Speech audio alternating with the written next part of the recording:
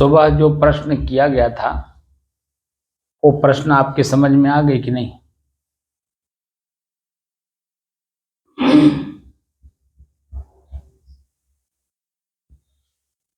धीरे धीरे समझ रहे हैं। सुबह जो प्रश्न किया गया था जी, वह प्रश्न कितना समझ में आया?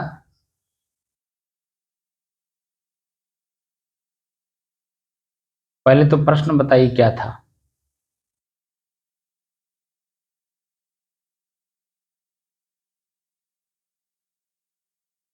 प्रश्न था साहब, क्या कान को सुनकर निर्णय करने की क्षमता है?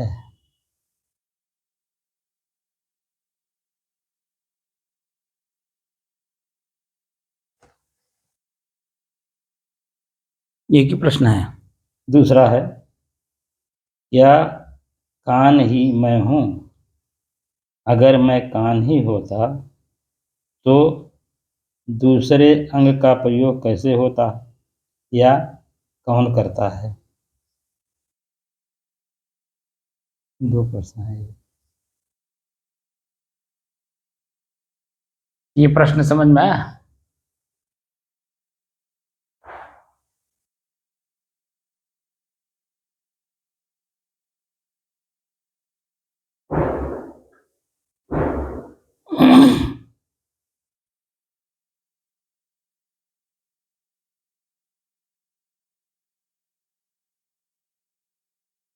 मैंने कहा था इसको 100 बार पढ़िएगा। पढ़े साहब, कई बार पढ़े थे। तो पढ़े तो बताइए, तब फिर क्यों नहीं बता पा रहे हैं?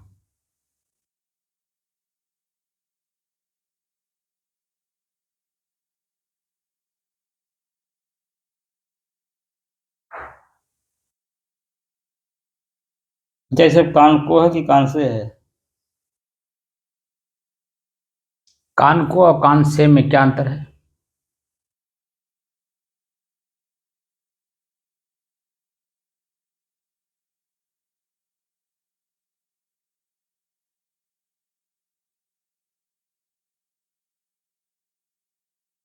कान से मतलब है कि उसके द्वारा सुना जाए, उसे कान को सुना जाए। प्रश्न क्या कह रहा है इसलिए पूछ रहा हूं आपसे।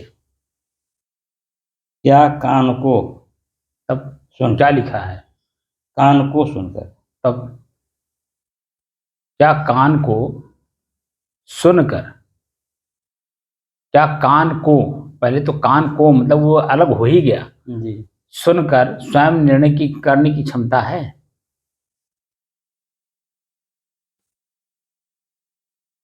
100 बार पढ़े होते तो वो समझ में आ जाता।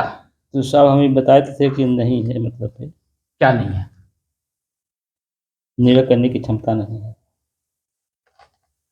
नहीं नहीं, वो तो आपने तत्काल शब्द का उत्तर दे दिया ना। आपके भावनात्मक रूप से कान अलग महसूस हुआ कि नहीं, उसको जो है सुन करके उसको अलग से निर्णय करने की क्षमता उसमें है या नहीं? तो वो कान कभी लीड लगाए हैं कि नहीं? ना, कान में लीड लगा करके कभी कुछ सुने नहीं है? अभी जैसे ना, मोबाइल ले लिए तो कान में लीड नहीं लगाए हैं? लीड वाला नहीं लगा। कल लीड ले लीजिए, एक लीड ले लीजिए और उसका प्रयोग करके देखिए, हमको बताइए।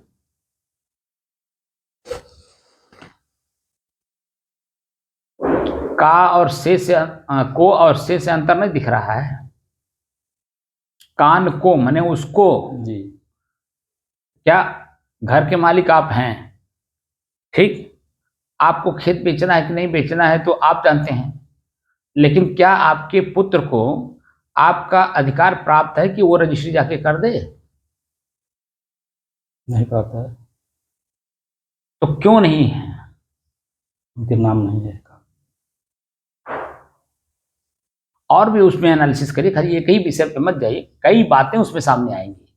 जितना ही उसको बार बार एनालिसिस करेंगे उतने ही प्रकार की उसमें चीजें निकलेंगी और उसको लिखते जाइए। 100 बार पढ़ने के लिए मैंने क्यों कहा कि जय बार पढ़ेंगे तय बार तरह का अर्थ उसमें निकलेगा। चित्त तो स्थिर है नहीं। जब तक चित्त स्थिर नहीं होगा तब तक वो जो हम बोल रहे हैं, आपको समझा रहे हैं, आप समझ ही नहीं पाएंगे।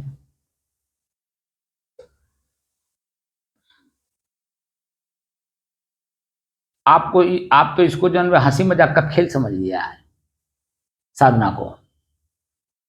इसे ही साबित होता है, एकदम साफ, एकदम स्पष्ट मालूम हो रहा है कि ये हंसी मजाक का खेल, खाला का घर समझ लिए, जो बस आकर के बैठ गए, वो खाला का घर हो गया।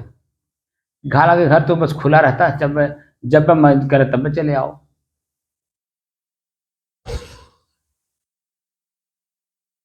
ये साधना का खाला का घर नहीं है, ये आपका खुद का घर है।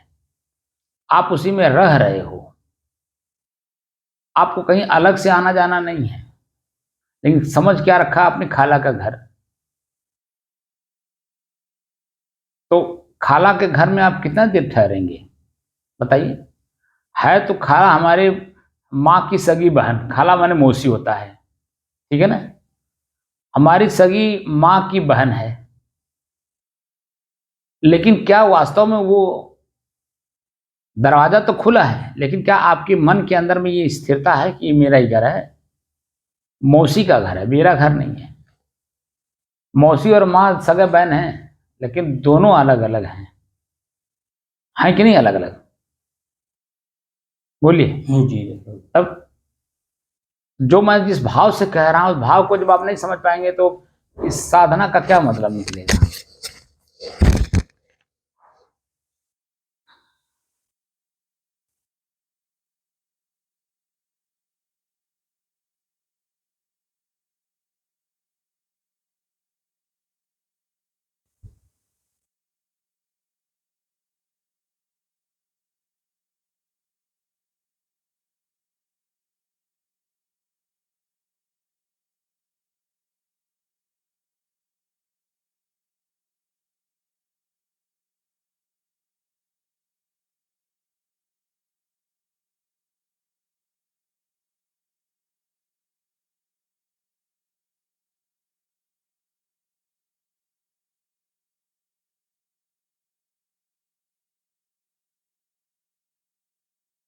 अपने ही चंचल मन को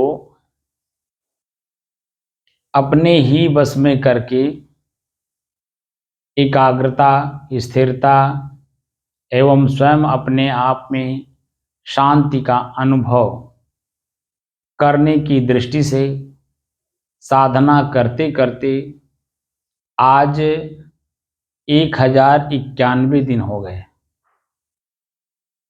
तारीख 2 नवंबर सन 2024, दिन शनिवार, सायंकाल का समय।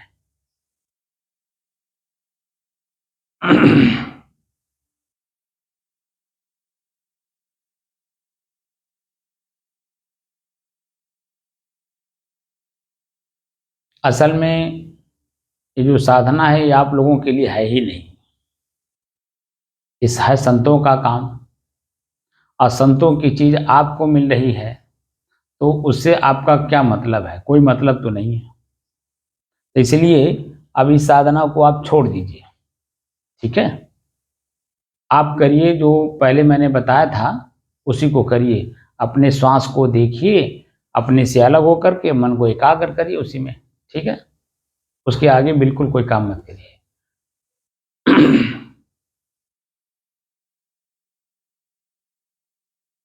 क्योंकि इस साधना में अगर समझ नहीं है तो इसका कोई उद्देश्य नहीं है, तो बैठने से इसका कोई मतलब नहीं है। क्योंकि ये तो हम लोगों का काम है, क्योंकि हम लोग तो कमर कस के आए हुए हैं। तो कमर कसे हुए क्या चीज जो आपको क्या जरूरत है?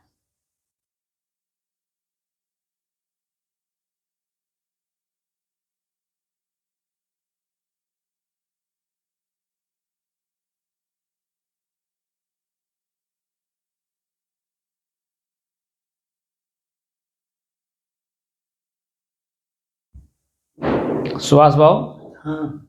अब अपने श्वास को अपने से अलग होकर के देखिए।